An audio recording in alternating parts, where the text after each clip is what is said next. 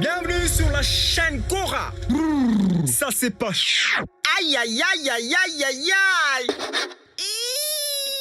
Tout de suite, abonnez, likez et activez la notification pour que vous ne ratiez aucune de mes vidéos. Bonjour à tous, aujourd'hui j'aimerais vous faire une courte description de la fameuse série... Oh, j'ai oublié le nom, désolé. Mais ne vous en faites pas, je rigole un peu. Aujourd'hui, je vais vous donner un petit résumé de la série Noxyconta et de voir de quoi cette série parle. Avez-vous déjà vu cette série? Oui, non, c'est ton cœur, mon bonheur. Si vous aimeriez savoir de quoi s'agit-il, suivez-moi jusqu'à la fin de cette petite vidéo. Vous allez la découvrir plus tard. C'est parti! Il faut à présent que vous preniez une décision et ça une bonne fois pour toutes. Cette histoire se commence à Bengal, une belle ville qui se trouve en Inde, calme et paisible, où Lena Gangopadhyay vivait. Depuis son enfance, elle était déjà passionnée par la littérature. À cette époque, elle avait fait ses débuts d'écriture de plusieurs livres, plusieurs romans. Beaucoup de réalisateurs l'ont contactée.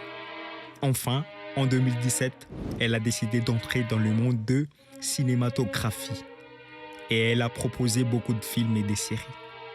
Tous sont intéressants, mais Noxyconta était la meilleure. Tu es allé chez moi? Noxyconta était un feuilleton télévisé indien en bengali. Le bengali est la langue officielle et nationale du Bangladesh, avec 98% des Bangladais utilisant le bengali comme première langue. Que signifie le mot Noxyconta? En français, ce mot veut dire « ton cœur, mon bonheur ». Quand est-ce que cette série a été créée?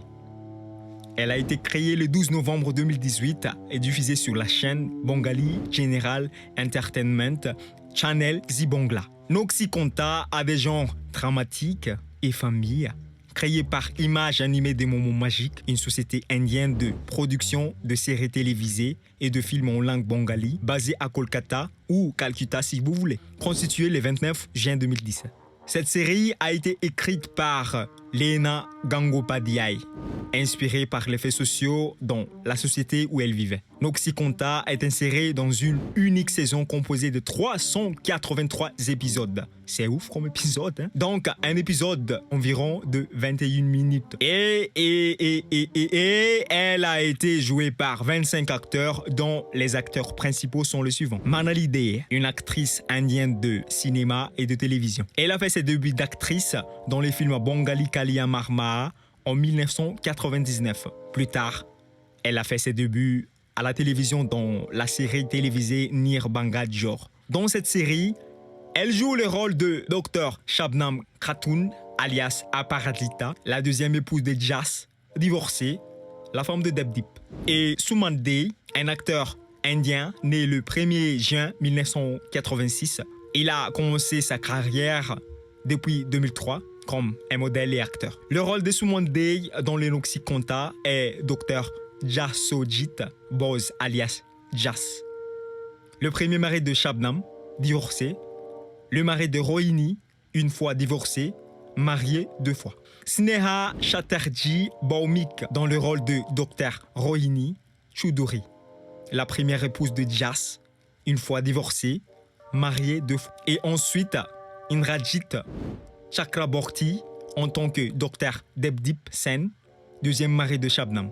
Le moment est venu, maintenant on va répondre à la question de quoi cette série parle. Cette série raconte l'histoire d'une femme qui s'appelle Shabnam, une fille musulmane de naissance, qui aspire à devenir médecin. Elle croit au changement des points de vue orthodoxes et de la discrimination dans la société à travers sa quête, continue d'entretenir une parenté avec une famille hindoue ou bengali traditionnelle qu'elle connaît depuis son enfance. Sa vie prend un tournant lorsqu'elle s'enfuit de son mariage forcé. Était secourue par un médecin chaleureux, Jasojit. Jasojit l'épouse afin de soutenir Shabnam dans sa quête pour devenir autonome et réaliser ses rêves. Ce qui suit, c'est comment Shabnam réalise son rêve de devenir médecin, alors qu'elle lutte pour s'adapter dans une famille hindoue conservatrice et se faire accepter par sa belle famille. Savez-vous que lors de la réalisation de Noxyconta, la rumeur se répandait entre Manali et Suman qu'ils ont fort probable une relation amoureuse. Est-ce vrai? C'est à vous de donner la réponse en bas dans les commentaires. Mais vis-à-vis de la beauté de Manali et celle de Suman, ils sont parfaitement faits l'un à l'autre. Vous ne trouvez pas? D'ailleurs, plusieurs scènes prouvent qu'ils partagent le même sentiment, comme celle dans l'épisode 39. Vous savez quoi? Ce n'est pas facile de réaliser un film ou une série. Parfois, il y a de bagarres, des choses inattendues, des accidents, parce que la durée de la réalisation d'un film est à peu près 6 mois et la série dure plus long que ça. Durant cette réalisation, l'obstacle apparaît. Il y avait d'énormes conflits interpersonnels entre les équipes techniques et réalisateurs de la série. Jusqu'aujourd'hui, on n'a pas pu savoir l'origine de ce conflit, ni d'identifier quel facteur a provoqué cette trouble interne qui fallait presque détruire l'organisation de la réalisation de cette célèbre série. Mais vous les fans ne savez pas ça. Dieu merci, cette trouble a été résolue très rapidement et les 383 épisodes ont été sainement bien réalisés. Maintenant, Ton cœur, mon bonheur devient parmi des séries indiennes les plus populaires au monde. Elle a obtenu 202 109 192 vues sur YouTube et 3 fois plus que ça sur les chaînes télévisées. Sa revenu mensuel est de 408 000 €. Wow, quel sacré pognon! Imaginez combien ça génère annuellement. Bref, cette série, Ton cœur, mon bonheur, est l'une des séries les plus agréables et les plus romantiques. Pour ceux qui ne l'ont pas encore vue, je vous recommande très fortement. Mais si vous l'avez déjà regardé, vous trouvez ce que j'ai dit est vrai. Voilà pour aujourd'hui. J'espère que cette vidéo vous plaît. Merci de m'avoir suivi jusqu'au bout. Et si vous aimez cette vidéo, laissez un pouce bleu. N'oubliez pas de vous abonner à ma chaîne et activer la notification pour que vous ne ratiez aucune vidéo.